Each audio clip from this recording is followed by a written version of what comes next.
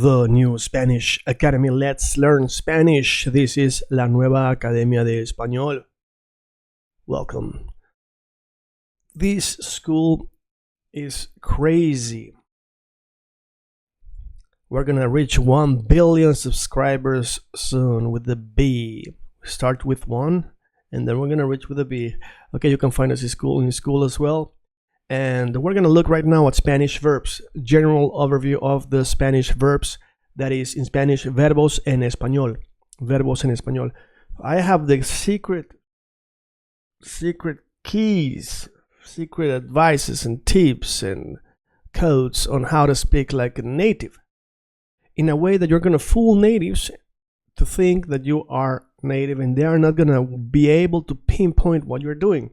You know, if you speak Spanish as a native, you know that many videos come to your feed in the different platforms online, social media, and sometimes you get feeds as in English of people who speak English in all kinds of accents like a native, and there's the same thing with some people randomly speaking Spanish with a Cuban accent, Venezuelan accent, Colombian, Spanish, Mexican, Argentinian, Chile, Peru, Ecuador, and so on.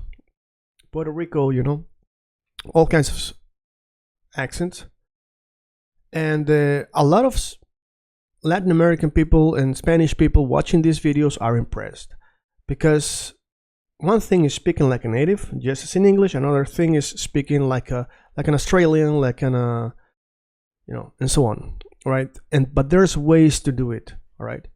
Now it is hard to do it if you don't know how to, and I don't expect you to know how to do all of them, but I can teach you how to get as close as possible to speak like a native. Anyways, this is about verbs. I went on a tangent, but let me digress. Now this video is going to give you a feeling, an overview, because I talk a lot about you got to feel the language, you got to feel if you're right, if you're wrong. And I'm not talking about emotions, I'm talking about what you're going to learn right now. Okay, I'm going to give you an overview of the Spanish verbs, the whole system, because for a lot of people, they either think that Spanish is very easy because it sounds easy and it's phonetically not as rich as French and other languages. We have like just the 5 vowels, a, e, I, o, u. It's not o or a, or the a is not like in English. Sometimes you say can, sometimes you say all, sometimes you say at. So different types of a or a. In Spanish, there is only a, e, I, o, u, and that's it. So people think Spanish is easy for that way. Other people who get into Spanish, they just give up when they get into the verbs. And they are like, oh my God, this is so hard. And some other people don't even think about it and just learn Spanish fluently and never thought about or cared about, you know, conjugating the verbs. Now, in this video, I'm not going to teach you how to conjugate all verbs. I'm going to give you the feeling so you know how to conjugate the verbs, so that when we get into the conjugation of the verbs, it's going to feel easy. It's a lot of information that you will have to know, but the more you know redundantly is how we learn. So Spanish has and uses more verb tenses than the rest of languages. We have a lot of tenses, just as in the other Latin languages, but for example in Italian, they don't use passato remoto, some of the tenses that we use in Spain, in Spanish. So the Latin languages are Spanish, French, Italian, Portuguese, Catalan, Romanian, and there is Sardinian and other dialects or languages that are dialects but considered language, and so on and so on. Now, just as in English, we express ourselves in the future, present, and past tense, right? Now, there's languages where you don't, like in Chinese, they don't have any tenses. They just say to play. Tomorrow, I to play. Yesterday, I to play. I to play yesterday evening. I to play 2 years ago. I to play tomorrow noon, right? So they specify when they did the to play action. Now, in English, we have I play, I played, I will play, I have played, and that's it basically, right? Or I am playing. Now, Spanish has way more than that. So not only that, also, when we learn new languages, we realize things about our own language that we had not thought about before, right? So when I say I would play if I could. I thought I could play. Yesterday I thought I could play, but realized I had no time or whatever. Or I think I might be able to play tomorrow. Maybe you never thought about it, but these help words, just as with the participle, which is have played, it's considered a tense when you put these two together. That is participle, right? So have played at a particular time or during a period. Now, would play, thought or could, would have, might have, and so on. In a way, it creates a tense, the non-existent tense, all right?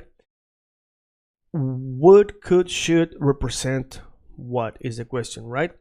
Would, could, should represent maybe doubt, hope, wish, possibility, potentiality, right? Maybe I would, could, because, but I doubt. Maybe I would, I hope we would, we could, I wish we could. You know, it's a possibility, but it's not a fact, right? So in a way, is the non-existent tense both in the past, in the present, and in the future, right? In a way, when we say I would in the past, in Spanish, it is a tense. There is a tense for this in Spanish, for the past, for the future, for the present, right? So there is an additional tense. So in Spanish, we conjugate verbs for each person besides what was already stated, as in German, Russian, Polish, French, Italian. We conjugate Germans for each, Spanish for each person. So, for example, in English, I use the example play. I play, you play, he, she plays with an S. That's the conjugation, and that's the only one we have in English, with the exception of the verb to have, I have, you have, he has, or the verb to be, I am, you are, he is, right? Am, are, is. So there we conjugate first person I, second person you, are, third person he is. So I am, are, is, and then we are, you are, they are. Okay, but in English in Spanish is always with each person. So conjugate means the change of the word for each person, the change of the verb for each person. In English, whoopson. All right, in English, only the third person changes. He plays, she eats, it does. Now, in Spanish, the verb changes for each person. For example, just to make you feel it, this is what I mean when you feel, like having a sense of how it is without knowing the Spanish verb. I play with the English verb, it, and how it would sound if it was a Spanish verb. I eato, you eates, he eats, we eatamos, you eatais, they eatan. For example, right? That's more or less how it would sound. So here it is in Spanish. So to eat in Spanish is comer, comer, to eat, right? The to eat together is infinitive. As you find it in the dictionary, it will look like this, comer. So I like to eat, I like comer will be in Spanish. But I eat in Spanish is I, but in Spanish is yo. But I will keep the pronouns in English, all right? Just to not complicate it, just so you don't think, what is the Spanish pronoun, all right? For now. I eato, you eates, he eate, we eatamos, you eatais, they eatan. Now what happens? Here, the change is o, es, e, amos, ais, an, all right? So this is, I show you this so you understand that there is a pattern, all right? So there is a system. That's what I find very interesting when it comes to languages. Being a Slavic person, if my native language was Serbian, Bulgarian, Polish, and they ask me what was easier to learn, Russian or Spanish, as a Slavic, since Russian is close, Russian would be easier than Spanish, of course, right? As a native Spanish speaker, I also speak Chinese. People ask me what was easier or the hardest language. Then the question is what is considered hard. Now in Russian there's a lot of grammar, but it's system. Just as in Spanish, we have a system here. Ito, ites, ite, itamos, itais, itan. Now if we change the it to play, it will be similar. Pleyo, playes, pleye, playamos, playáis, playan. If we say read, rido, reades, ride, readamos, readais, redan. So this here to the right becomes a pattern, all right? And sometimes it's a little bit different. For example, amos can be hemos and so on, depending on the verb. But for the most part, it's o, es, e, amos, ais, an. Can be amos, eis, en, but basically the pattern is similar. Now, when it comes to Chinese, as I keep telling this little story, Chinese has no tenses, as I was explaining. So you might think, wow, it's so easy to learn. It's an easy system. All words are one syllable. Me, and so on. They're easy to learn. And as I said in a previous video, sometimes longer words are easier to remember than shorter words, because longer words, usually there's only one like that, right? So if you hear a longer word, like I told you in a video that we have in our school, for example, demasiado, that means too much, right? Sounds like a long word, but the next time you hear demasiado is just gonna be too much, right? So, for example, in Spanish, if you hear the word sí, it can mean both yes and if. So now, if you hear sí, you have to know the context, right? But what if sí didn't have two meanings, like yes and if, but 40 meanings? Then it becomes super complicated. And what if every word had 10 to 40 meanings? That's how Chinese is. So Chinese, the system is easy because the grammar lacks a lot of rules, and there's not a system like that as in other languages. But every word has tons of meanings, tons of characters, tones, so you get confused and it becomes complicated to remember, not to mention the characters, which are drawings for each word. So if there's 40 meanings for the word li, there's 40 different drawings, for characters for each of them. Now it's super complicated. So you cannot ask a Chinese person, what does li mean? They have to ask you in which context, right? Oh, in that context, it means outside or inside, right? So don't be scared when you see all this system and all these rules, because they have a pattern. And once you understand this patterning in this system, you're going to be able to apply it with all the verbs. So the answer was Chinese was by far the hardest language to learn for me, because yes, the system in Spanish or whatever, Russian might be difficult, but once you know the system, you can apply it to everything. But in Chinese, you must learn word by word. And I had to count it like this: which one takes the longest time to learn? And for me, that was Chinese. That's why, in short, that is the most difficult language. Not because it is complicated, but it takes longest time. All right. So that was my assessment. Now, so you see here the word to eat: I ito, you eates, he ite, we itamos, you itais, and of course is comer. Now, don't worry about it. I'm gonna give you more examples here. So to eat is comer. In Spanish, of course, we don't say eat, we say comer. So I ito is not I ito, it's yo como. You comes. He come. We comemos. You coméis. They comen. Okay? Now it starts to make sense, right? Now, we in Spanish don't say I, you, he, she, it. We say yo, tú, él, nosotros, vosotros, ellos. So we say yo como, tú comes, él come, nosotros comemos, vosotros coméis, ellos comen. All right? Now let's continue. This that I just read for you, como, comes, come, is in present tense. Now we changed each person for the verb comer, for the verb to eat, for all the persons, all the tenses, I mean all the pronouns, you, he, and so on.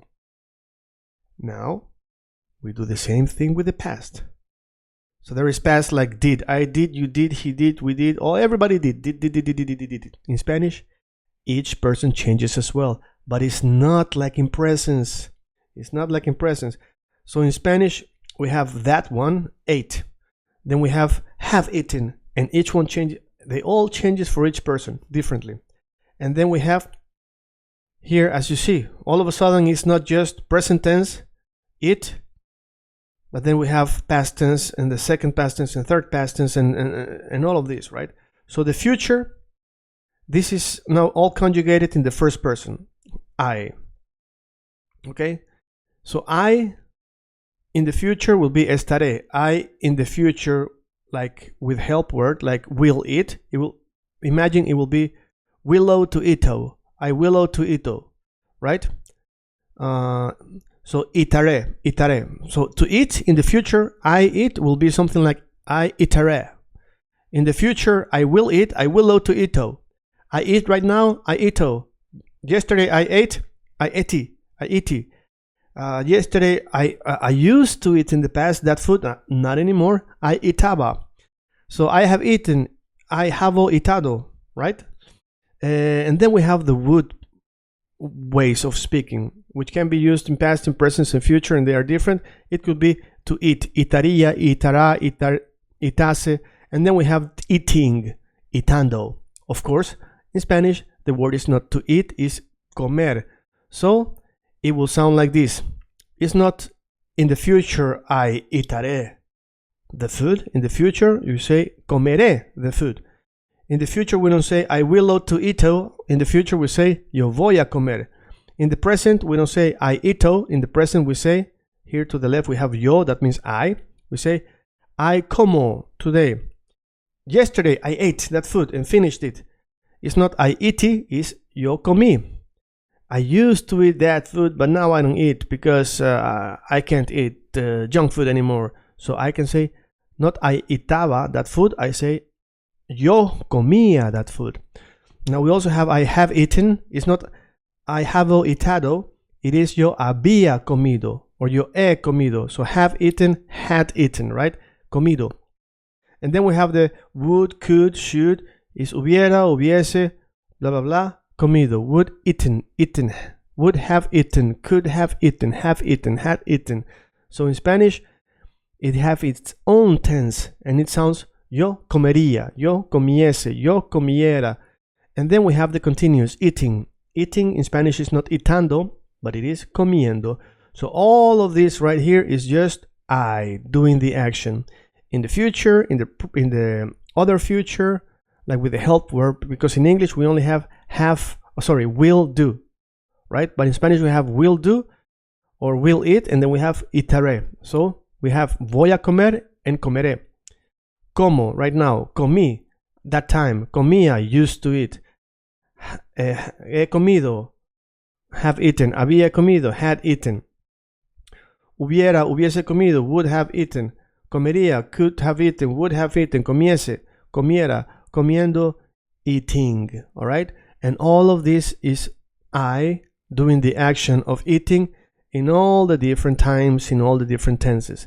Now you actually do that with every person. So when you say tú, then this one will change. It's not comeré, it will be comerás, right? Tú is not voy a comer, it's vas a comer. So if I say you, it changes for each person. All right?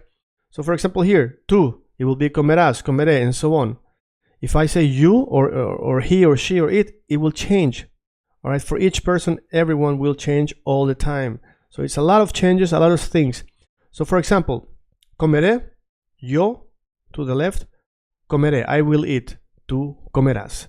Voy a comer, vas a comer. Como, comes. Comí, comiste. Comía, comió.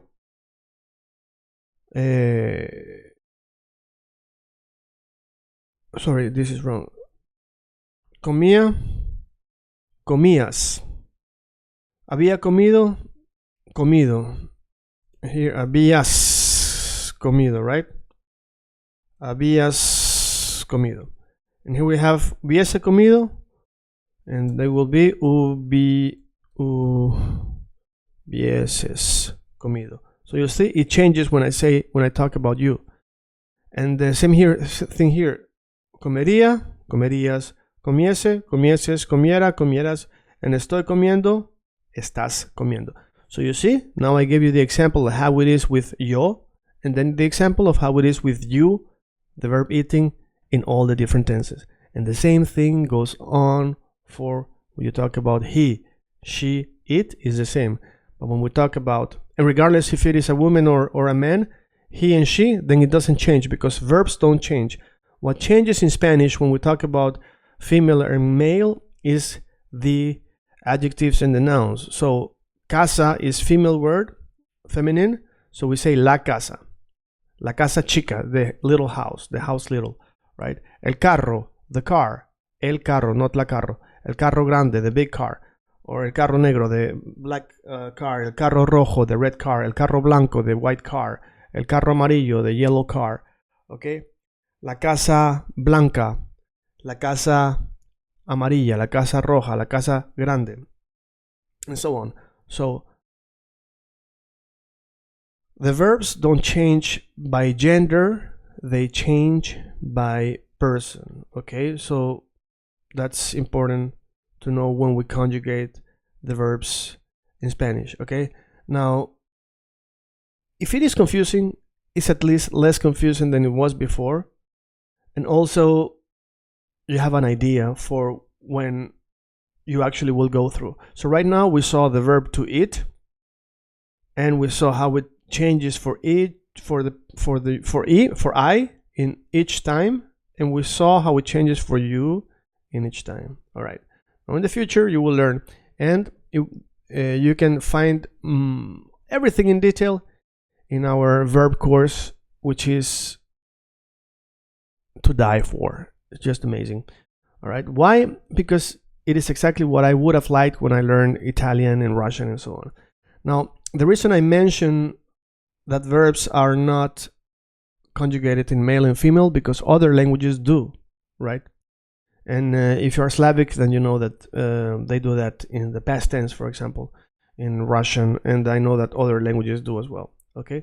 Now, to wrap up, to eat is comer, and there are even more tenses than the ones we showed. So I showed like about 12 tenses, and some of them were combined with the help verb, right? Have eaten, right? Have eaten.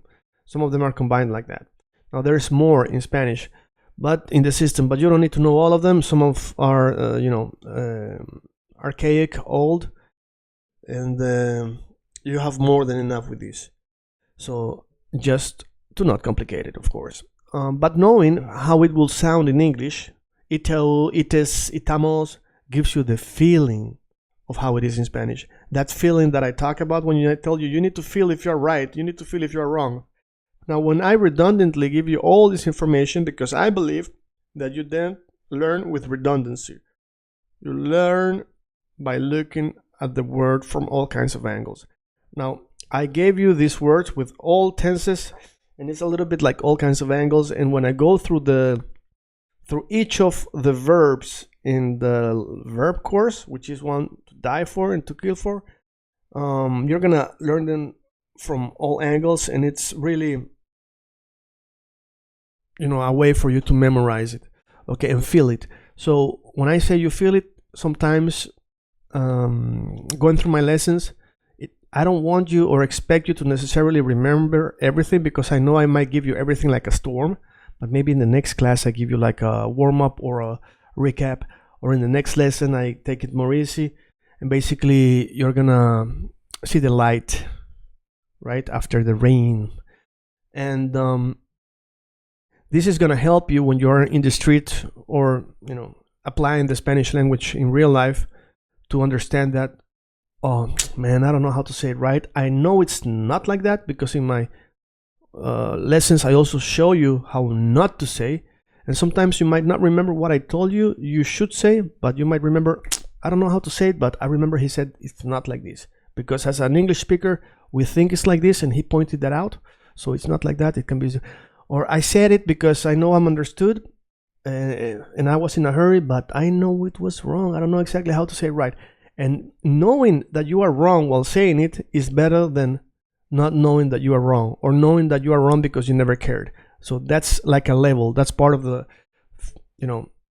one of the tricks of learning languages, being aware that you are doing a mistake, or sometimes saying something that you didn't practice, but maybe we went through it and you didn't pay attention to, but you said it correctly and you feel it correctly said, and then you're like, wait a second, did I say that right? It just felt right. And then you look it up and you're like, damn, that was right. When did I learn it? Okay, so that's the value of these lessons. So this was the overview of the Spanish verbs, and my question is, ¿qué has aprendido? What have you learned? What have you learned? This is a question that you can say it out loud right now, and I'm not going to hear you. I'm not going to know what you're saying, but I can guess. But what matters is that you ask yourself, because sometimes language is like life, as I've told before, and sometimes you have a problem that you've dealt with all your life. Maybe it is a health problem, and you tried all kinds of, doctors, and then you go to some alternative place or whatever, and something happened, boom, the pain is gone. You're like, I thought this was impossible, and it's gone now in a second. And sometimes you even forget how it felt, that pain. So when I ask you, ¿qué has aprendido? What have you learned? I want you to tell yourself that every day, because you're going to reach a level that you think you're intermediate, you think you suck, you think you're bad, but you forget that you were worse. So bad is better than worse. Okay? Bad is better than worse. Sometimes when you think you are bad, you suck, you were worse. Maybe you're not good, and it's good to know that you're not good yet, because you have to strive to become better and improve. But it's okay to be bad when you are working on becoming better, because bad is better than worse. So bad can be also better than yesterday. Okay? So ¿qué has aprendido? Know what you have learned, and that way you realize, damn, this is actually helping. This is actually helping me. And when you feel stuck, for example, in the verb part, tenses, you know the system, but you can't remember. Was it o, amos, hemos, imos for each person? What was it? What was it again? Como, comes, come, comemos, coméis. Right? What was it again? I ito, you ites, il ite is o, es, amos, ais, and. Okay. But you can't remember, and sometimes with some verbs it's not amos, but hemos. Like actually comemos, right? So, like here we have, comemos, nosotros comemos. You might forget what it was for each person, and when you criticize yourself, think, on the other hand, I know way many words than before. So I don't remember the whole system of the verbs, but at least I know there's a system. I know it's not just like in English 5. I know there's 14, and I know there's a past tense, and I know I said the wrong past tense, but I know at least I didn't say present tense. Okay, so this awareness of being wrong, but still knowing that you are at a specific level is very helpful, so you can keep on learning. So ask yourself now, ¿qué has aprendido? Is what I ask you, and if you ask yourself, what have I learned? Then you say, ¿qué he aprendido? ¿Qué he aprendido? Okay, so these are the Spanish verbs. Okay, now how are you going to learn it? How are you going to practice it? You're going to keep watching our videos. You know where to find us. This is Spanish Verbs, La Nueva Academia de Español. We have had an overview of the verbs, verbos en español. Spanish has more tenses, but now you understand them all. This is the new Spanish Academy. Let's learn Spanish. See you in the next video. Bienvenido a nuestra escuela. Welcome to our school.